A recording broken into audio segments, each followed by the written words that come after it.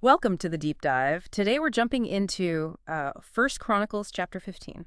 Yeah, this is a fascinating one. It covers King David bringing the Ark of God into Jerusalem. The second attempt, crucially. Exactly. The first one, well, it didn't go to plan, so this chapter is all about getting it right. Right. So our mission today is to really unpack this account.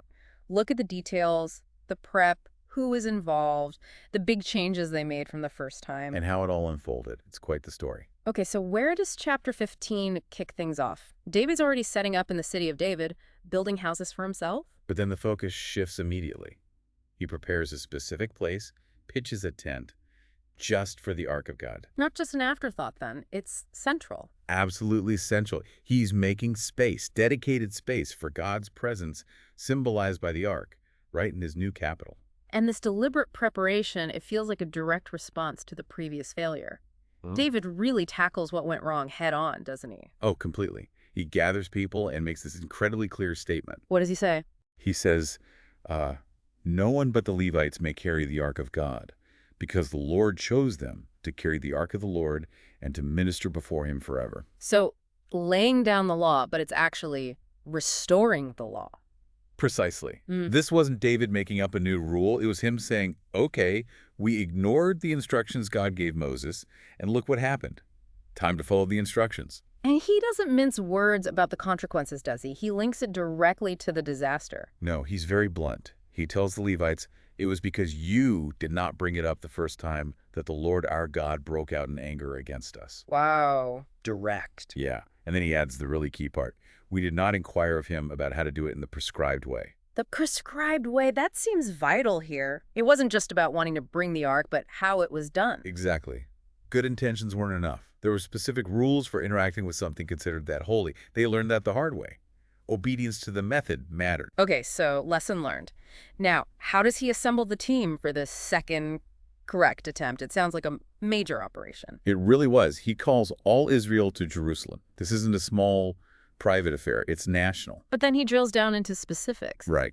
Within that huge gathering, he specifically calls for the descendants of Aaron the priests and the Levites, the designated groups. And the text gives us numbers, doesn't it? It lists the Levitical families involved. It does, and it gives you a sense of the scale. You've got Uriel from Kohath with 120 relatives, Isaiah from Merari 220, Joel from Gershon 130. That's already nearly 500 people just there. Keep going. Shemaiah from Elizaphan 200, Eliel from Hebron 80, and Aminadab from Uzziel 112. So what's that? Over 800 Levites, Yeah. just from these named groups. Easily. A significant organized contingent specifically for this task. And then he summons the chief priests too, Zadok and Abiathar, to work alongside these Levite leaders. So a very structured approach. Everyone in their designated role. Definitely. And before they even get near the ark, there's another crucial step. David tells these leaders, the priests and Levites, What? you and your fellow Levites are to consecrate yourselves. Ah, like a ritual purification. Exactly. Spiritual preparation. It wasn't just about being strong enough to carry it. It was about being ritually clean, ready to handle something sacred. Then he says, bring the ark up to the place I have prepared. Okay, so they're prepared, consecrated. How do they actually move it this time? This is the key correction, right? This is it. The text makes it crystal clear. And the Levites carried the ark of God with the poles on their shoulders, On their shoulder. as Moses had commanded in accordance with the word of the Lord. That's the prescribed way. No cart this time. Absolutely not. They used the poles designed for this very purpose, carried by the right people, exactly as the law instructed.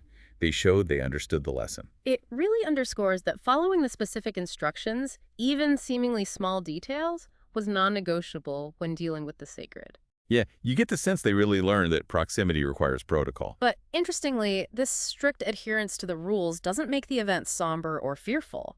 It seems the opposite happened. Totally. Doing it the right way seemed to unlock this huge wave of joy and celebration.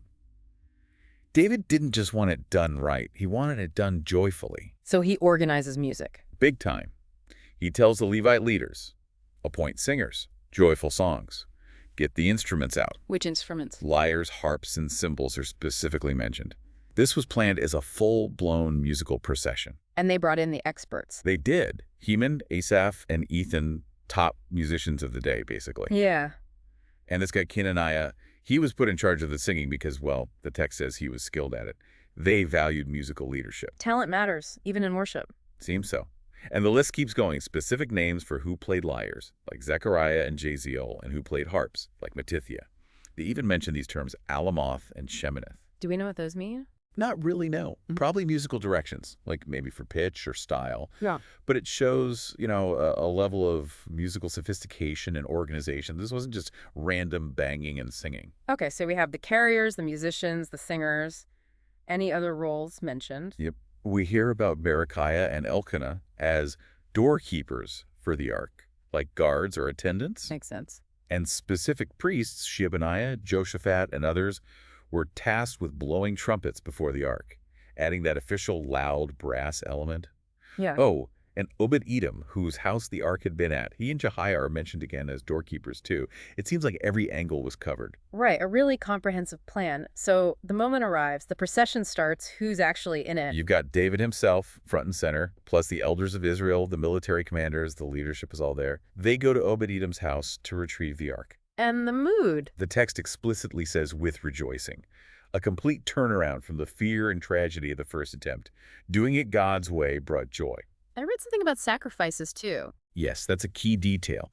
It says, because God had helped the Levites carry the ark, they sacrificed 7 bulls and 7 rams. Wow, that's a lot. It is. It feels like both an act of gratitude, thank you for helping us do this right, and maybe an acknowledgement of the holiness and cost of bringing God's presence near. And what about how people were dressed? Anything special there? Yeah, another detail showing the significance.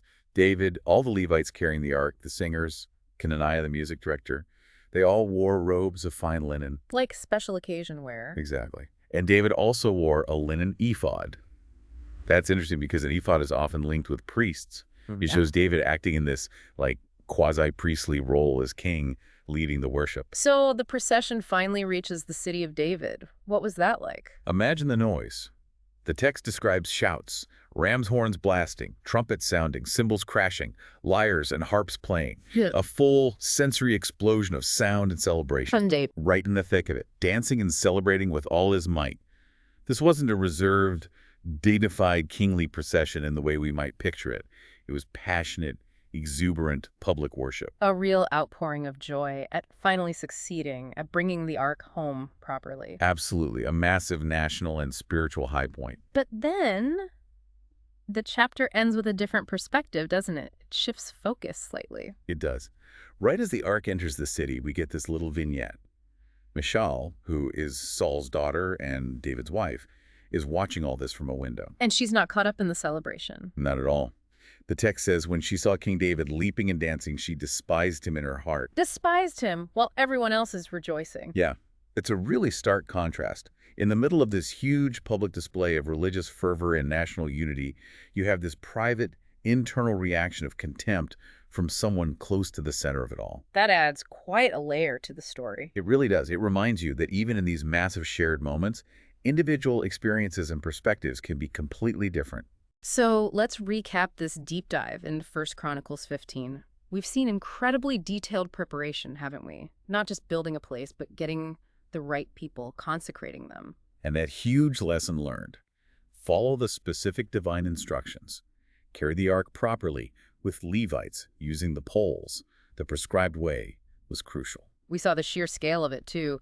Hundreds of Levites, priests, musicians, doorkeepers, all organized. And the nature of the celebration. It was loud, musical, involved sacrifices, special clothing, and very public, passionate worship led by the king himself dancing. It really paints a picture of how they engaged with God's presence. So as we finish up, maybe something to think about is that contrast at the end. David's public, joyful, physical devotion versus Michal's private, internal contempt for that same display. Yeah. What does that tell us maybe about how people witness and react to the same event, especially something deeply religious or significant? Why might two people looking at the exact same thing, like David dancing, have such wildly different internal responses? It's a fascinating question about perspective, judgment, and maybe the nature of faith itself. Definitely something worth pondering.